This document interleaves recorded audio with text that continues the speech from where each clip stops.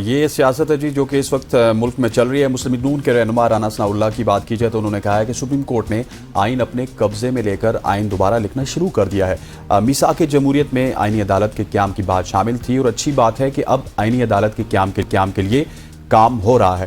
Chairman Pakistan Peoples Party Bilawal Bhutto Zardari نے کہا کہ آئینی عدالت ضروری بھی ہے اور یہ مجبوری بھی ہے، اس لیے آئینی عدالت بنا کر رہیں گے۔ دوسری طرف اگر اس کا دوسرا پوائنٹ آف ویو دیکھا جائے تو پی ٹی آئی کے مرکزی رہنما سلمان اکرم راجہ نے کہا ہے کہ سپریم کورٹ کے اوپر ایک آئینی عدالت بنانا درست نہیں۔ ہمیں نظر آ رہا ہے کہ پی ٹی آئی پر پابندی کے لیے آئینی عدالت بنائی جا رہی ہے۔ بالکل جی، یہ تمام تر معاملات ہیں، اس پہ بات چیت کرنے کے لیے ہمارے ساتھ موجود ہے امتیاز گل صاحب۔ امتیاز صاحب السلام علیکم۔ جی السلام علیکم۔ وعلیکم السلام۔ امتیاز صاحب بتائیے گا کہ یہ مختلف آراء سامنے آ رہی ہے، حکومت کہتی ہے کہ ہمیں آئینی عدالت کی بہت شدید ضرورت ہے، میثاق جمہوریت کا یہ ایک اہم تقاضا ہے، جبکہ پی ٹی آئی ہمیں کہتی نظر آتی ہے کہ ہمیں ضرورت نہیں ہے کانسٹیٹیوشنل کورٹس کی۔ تو آپ کیا سمجھتے ہیں، آپ کی رائے کیا ہے اس پہ کہ ضرورت ہے پاکستان کو آئینی عدالت کی یا نہیں؟ دیکھیے بڑا ہی الجھا ہوا معاملہ انہوں نے بنا دیا ہے، کیونکہ انہیں اپنی مرضی کے جج چاہیے، اپنی مرضی کے فیصلے چاہیے، ایسی عدالت چاہیے جو ان کے انگوٹھے کے نیچے ہو۔ اب انہوں نے یہ جو بلاول چیخ کے انہوں نے ایک بیانیہ بنایا کہ نئی آئینی عدالت ہوگی تاکہ کوئی اور وزیر اعظم پھانسی نہ لگ سکے، تو مجھے نہیں سمجھ آتی کہ اگر ان کے کوئی مخالف جج ہوں گے آئینی عدالت میں تو پھر وزیر اعظم کو یا اور کسی اور کو پھانسی سے کیسے بچایا جا سکے گا؟ یہ بڑی بیہودہ قسم کی ایک دلیل ہے جو بلاول اور اعظم نذیر تارڑین جیسے لوگوں نے گھڑ رکھی ہے۔ اب سپریم کورٹ میں جو 52-53 ہزار کیس ہیں اس وقت، جی اس کی وجہ کوئی ہمارا سیاسی نظام نہیں ہے، اس کی وجہ بنیادی طور پہ ہمارا وہ تعزیری کرمنل جسٹس سسٹم ہے جو 1860 میں اور پھر 1898 میں اس کو ریوائز کیا گیا اور بڑا ہی ڈریکونین قسم کا قانون ہے۔ تو یہ لوگ اول تو یہ کہ اس ملک میں آئینی عدالت کی ضرورت نہیں ہے، دوسرا یہ پہلے ہی یہ ملک ایک مالی مسائل کے گرداب میں پھنسا ہوا ہے، تو ایک اور ادارہ اس مقروض ملک پہ، مقروض قوم پہ قرض کے پیسوں سے یہ مسلط کرنا چاہتے ہیں عوام پہ۔ چوتھی بڑی بات، ہمارا ملک کا جو کرمنل جسٹس سسٹم ہے جس کو فوجداری بھی کہتے ہیں، کرمنل نظام بھی کہتے ہیں، جی وہ اس کی بنیاد جب تک ٹھیک نہیں ہوگی اس وقت تک اس ملک میں چاہے اسلام آباد ہائی کورٹ ہے، چاہے سپریم کورٹ ہے، چاہے نئی آئینی عدالت ہوگی، وہ کیسوں سے بھرے رہیں گے۔ بنیادی طور پہ ایف آئی آر ایک فرسٹ انفارمیشن رپورٹ ہے، ہمارے 80-90% کیس جو ہے وہ غلط ایف آئی آر کی وجہ سے پہلے ایک عدالت پھر دوسری عدالت پہنچتے ہیں، کیونکہ ایف آئی آر بنیاد ہوتی ہے۔ پھر دوسری بڑی لعنت جو ہے اس ملک میں جس کا انتہائی ناجائز استعمال ہوتا ہے وہ ہے اسٹے آرڈر۔ ہوتا یہ ہے کہ ایک عدالت میں آپ کے خلاف فیصلہ ہوتا ہے، آپ وہ لے کے پہنچ جاتے ہیں اعلیٰ عدالت میں، ہائی کورٹ میں یا ڈسٹرکٹ سے ہائی کورٹ سے سپریم کورٹ۔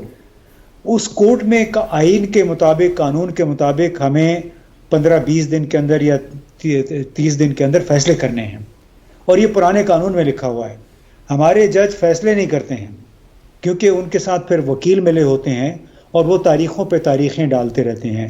تو ہماری جو اشرافیہ ہے، تمام اشرافیہ، چاہے وہ اس سائٹ پہ ہیں یا اس سائٹ پہ، ان سب کو پتہ ہے کہ ہمارے آئینی نظام میں بنیادی خرابی کیا ہے، کس چیز کی وجہ سے یہاں پہ کیسوں کا التبا ہوتا ہے، 10 سال مقدمے چلتے ہیں۔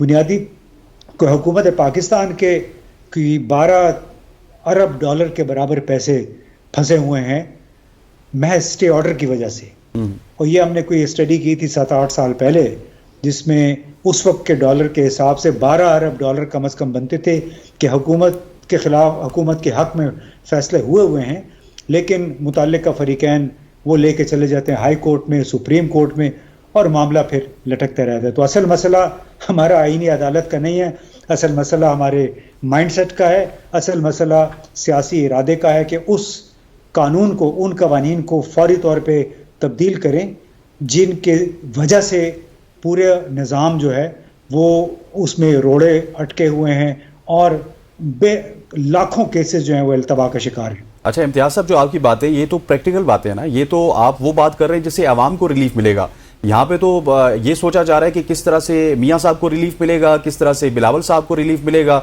کس طرح سے اپنی مرضی کی آپ ججمنٹ لے سکتے ہیں، یا پھر کسی جج کو جو کہ آپ کی بات سنتا ہے اس کو آئینی عدالت میں بٹھا سکتے ہیں۔ عوام کی بات تو جو آپ کر رہے ہیں وہ بالکل صحیح ہے کہ جو کرمنل پروسیجر ایکٹ کے تحت جو فیصلے ہوتے ہیں اس ایکٹ کو تبدیل کرنے کی ضرورت ہے، جو کہ 1898 میں ہوا تھا، وہ تو عوام کے حق میں نا سر، یہ بات کوئی سننا نہیں چاہتا۔ میرے خیال میں یہی کہنا چاہ رہا تھا کہ جب ان کے اپنے مفادات کی باری آتی ہے تو اس وقت ہی ہر قسم کی دلیل گھڑ لیتے ہیں، جب اپنی مراعات کی بات آتی ہے اس وقت قانون سازی بھی ایک دن کے اندر اندر ہو جاتی ہے۔ وہ آپ نے دیکھا تھا کہ الیکشن ایکٹ 2024 وہ ایک ہی دن میں اسمبلی سے پاس ہوا، ایک ہی دن میں سینٹ سے پاس ہوا، اور ایک گھنٹے کے اندر اندر صدر پاکستان نے اس پہ دستخط کر دیے۔ اسی طرح ایک دوسرا قانون تھا، ابھی تازہ ترین کوئی تھا، اور وہ پریکٹس اینڈ پروسیجر آرڈیننس جو ہے، آپ نے وہ دیکھا کہ جب عوامی مفاد کی بات ہو آرڈیننس بھی نہیں نکلتے، سال سال گزر جاتے ہیں، لیکن ایک ہی دن میں چونکہ ان کو آئینی ترمیم یہ منہ کے بل گر گئی، وہ نہیں کر سکے اس دن، ہفتے اور اتوار کو، تو انہوں نے پھر منگل کے روز میرا خیال ہے پریکٹس اینڈ پروسیجر آرڈیننس جاری کیا جی، اس پہ ایک گھنٹے کے اندر اندر صدر پاکستان نے دستخط کیے۔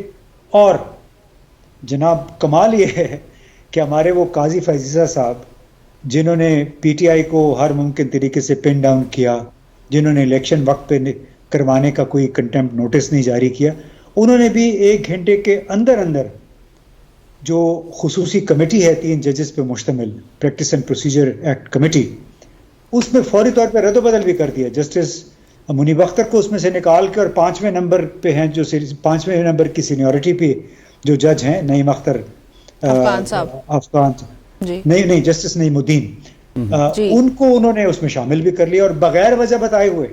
یعنی اس قسم کی جلدی ایک چیف جسٹس اتنے اعلیٰ عہدے پہ فائز ہے، اس نے آؤ دیکھا نہ تاؤ، کیونکہ اس کو اپنی مرضی کا بندہ اس میں لانا تھا اس کمیٹی میں، اور اس نے ایک گھنٹے کے اندر اندر، ملک کو رسی میں لوگوں میں شرم بھی نہیں ہے کہ تھوڑا سا بھرم رکھ لیں، انتظار کر لیں، کمیٹی کو کچھ دن کام کرنے دیں، اس کے بعد آہستہ آہستہ آپ اس کا گراؤنڈ ورک کریں۔ لیکن چونکہ ان لوگوں کے ذاتی ایجنڈے ہیں، اس ایجنڈے کو فالو کرتے ہوئے یہ بالکل ایک اندھے ہو گئے ہیں، ان کی عقل بالکل اس پہ پانی پڑ گیا ہے، ان کو سمجھ نہیں آ رہی کہ جو قدم اٹھا رہے ہیں الٹا یہ مزید بدنام ہوئے چلے جا رہے ہیں۔ ٹھیک ہو گیا۔ اچھا امتیاز صاحب، آپ کو موجودہ صورتحال کو نظر میں رکھتے ہوئے یہ تمام تر معاملات ہم سب کے سامنے، آپ کو کیا لگتا ہے کہ حکومت واقعی کامیاب ہو پائے گی کچھ دن کے اندر اندر دوبارہ یہ آئینی ترامیم کرنے کے لیے، آئینی عدالت قائم کرنے کے لیے حکومت واقعی طور پہ کامیاب ہو پائے گی؟ کیونکہ اس کی ممکنہ جو ایک ہی صورت ہے وہ فلور کراسنگ ہے پاکستان تحریک انصاف کے رہنماؤں سے۔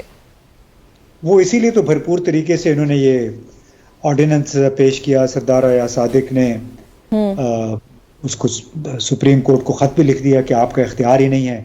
تو یہ ایسے مزے کی بات ہے کہ حکمران جماعت یا جماعتیں قانونی آئینی خلاف ورزی کر لیں، اس کے بعد پارلیمنٹ کے اندر بیٹھ جائیں، سادہ اکثریت سے ایک قرارداد بل لے کے آئیں اور کہتے ہیں کہ جی ہم نے تو 2 سال پہلے سے اس کا اطلاق ہوگا، یہ نیا قانون آ گیا، لہٰذا سپریم کورٹ فارغ ہے۔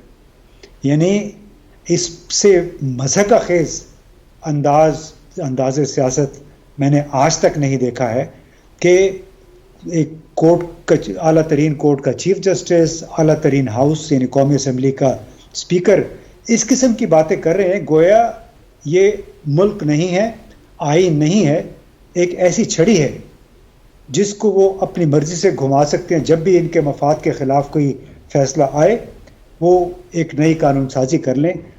مطلب اتنا ان کو سوچنا چاہیے کہ، اور اس وقت جو اعظم نذیر طارر صاحب مثال کے طور پہ بڑا دفاع کر رہے تھے تو انہوں نے کہا کہ آئین میں یہ لکھا ہے کہ یہ فلور کراسنگ نہیں ہو سکتی ہے.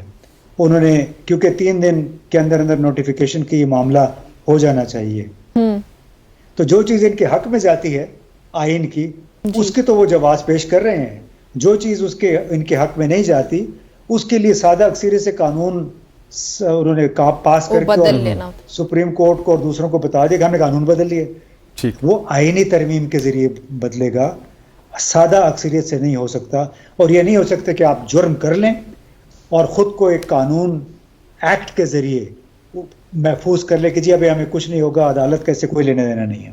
ٹھیک ہو گیا. اچھا سر, ایک اور معاملہ ہے مخصوص نشستوں کے حوالے سے. اب اس کے اوپر امپلیمنٹیشن کروانی ہے, لیکن رانا ثناء اللہ صاحب ہمیں آپ والی بات ہی بتا رہے ہیں کہ کیونکہ یہ ایک غیر آئینی کام ہے, ہم اس کے اوپر امپلیمنٹیشن کی طرف نہیں جا سکتے. وہ ساری کی ساری چیزیں بتا رہے ہیں جی کہ 3 دن میں ہونا تھا, اب نہیں ہو سکتا. تو اب مزید کنفرنٹیشن بڑھے گی, مزید معاملات توہین عدالت کی طرف جاتے ہوئے آپ کو نظر آ رہے ہیں, یا پھر اس سے پہلے ہی جس طرح نمرہ بات کری تھی آئینی عدالت بن جائے گی؟ دیکھیے یار, اس وقت تو یہ لگ رہا ہے کہ جس چھڑی کا میں نے ذکر کیا کہ چھڑی کے زور پہ ریاست پاکستان کو چلانا چاہتے ہیں, اور کم از کم وقتی طور پہ اگر وہ چھڑی کے زور پہ چلا رہے ہیں تو اس پہ تو پھر کوئی آئینی قانونی دلیل کی میں سمجھتا ہوں گنجائش ہی نہیں رہ جاتی ہے. ہم آپ یوں ہی سڑتے رہیں گے, جلتے رہیں گے کہ یہ غیر آئینی کام ہو گیا.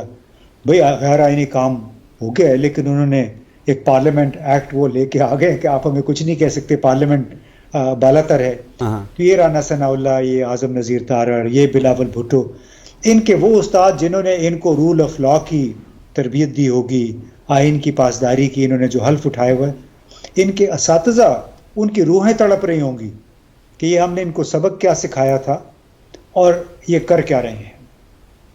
تو امتیاز صاحب, پھر کیا لگتا ہے آپ کو کہ یہ مخصوص نشستوں والا جو معاملہ ہے اس پہ عمل درآمد ہوتا ہوا آپ کو دکھائی نہیں دیتا ہے؟ حکومت اپنے موقف پہ قائم ہے, جو ان کے آرگیومنٹس ہیں وہ وہی آرگیومنٹس پیش کرتے ہیں. ایک تو یہ جیسے حسنین نے ذکر کیا 3 دن والا ہو گیا, اس کے علاوہ یہ کہ پاکستان تحریک انصاف فریق ہی نہیں ہے, تو کمپلیٹ جسٹس والا جو پوائنٹ ہے وہ بھی وہاں پہ حکومت کے حساب سے ویلڈ نہیں آتا. تو یہ تمام تر باتیں رکھتے ہوئے نظر میں آپ کو لگتا ہے کہ یہ پھر کر پائے گی یا نہیں ہو پائے گا؟ یہ دیکھیے بڑی سیدھی سی بات ہے, اگر تو یہ نشستوں والا معاملہ زمینی حالات کو سامنے رکھتے ہوئے ہونا ہوتا تو اب تک ہو چکا ہوتا. ٹرو. یعنی ہمیں یہ تو سوچنا ہی چاہیے کہ یہ ہوگا کہ نہیں ہوگا, یہ کر پائیں گے کہ نہیں کر پائیں گے. اب تک تو ایک ہی بات نظر آئی ہے, وہ ہے چھڑی, کہ چھڑی ہمارے ہاتھ میں ہے, ہماری مرضی ہے اس کو ہم جیسے گھما لیں. جو آپ سوچ رہے ہیں, یعنی الیکشن کمیشن کو بھی دیکھ لیں کہ وہ سپریم کورٹ سے بالا تر ادارے کے طور پہ ایکٹ کر رہا ہے. سو میں نہیں سمجھتا کہ اگر اس انداز میں انہوں نے کرنا ہوگا کر بھی لیں گے, اکثریت بھی پیدا کر لیں گے, کیونکہ جس کے پاس اقتدار اصل اختیار ہوتا ہے وہ پھر بہت کچھ مینیج کر لیتے ہیں. لیکن کیا یہ سارا کچھ مینیج کرنے کے بعد یہ ملک کا سیاسی استحکام حاصل کر پائے گا, اقتصادی ترقی کا یا بحالی کا دور شروع ہو سکے گا؟ یہ ایک بہت بڑے کوشچن مارک. اچھا, ایک لاسٹ منٹ میں مجھے کامنٹ کیجیے گا کہ ایک چھڑی سپریم کورٹ کے پاس بھی ہے توہین عدالت کی, وہ آپ کو لگتی نظر آ رہی ہے؟ او بھائی اب تک ہو چکی ہوتی. اچھا, اگر ہونا ہوتا تو وہ بھی ہو چکا ہوتا. لیکن جن لوگوں میں سیلف ریسپیکٹ نہیں ہے, اس نے تو یہ کیا کہ جو چیف جسٹس جب جسٹس کے طور پہ کہا کرتا تھا کہ آرڈیننس غیر قانونی غیر آئینی کام ہے, پارلیمنٹ کی توہین. قاضی فائز عیسیٰ صاحب ہی کہتے ہیں. جی جی, انہوں نے ہی ایک جلدی میں کیا ہوا آرڈیننس کو گلے لگایا اور ساتھ ہی اپنے ایک سینئر ساتھی کو فوراً خصوصی کمیٹی میں سے بھی نکال اور پریکٹس اینڈ پروسیجر ایکٹ کو ضرورت وقت بھی قاضی فائز عیسیٰ نے ہی کہا تھا. پچھلے سال کے وہ تمام تر واقعات یاد آ گئے. امتیاز صاحب بہت شکریہ آپ کا ہمیں جوائن کرنے کے لیے. اور جاتے جاتے رانا ثناء اللہ صاحب کی ایک بات بھی مجھے یاد آ گئی. وہ کہتے ہیں کہ ہم یہ سب نہیں کر سکتے, مخصوص نشستوں والے جو معاملات اس پہ عمل درآمد نہیں ہو سکتا صرف اس لیے نہیں کر سکتے کہ بھئی 8 ججز نے کہا تو ایسے تھوڑی ہے کہ ہم کچھ بھی کر لیں گے. خیر, بریک شامل کرنے لگے جی, ہمارے ساتھ رہیے گا.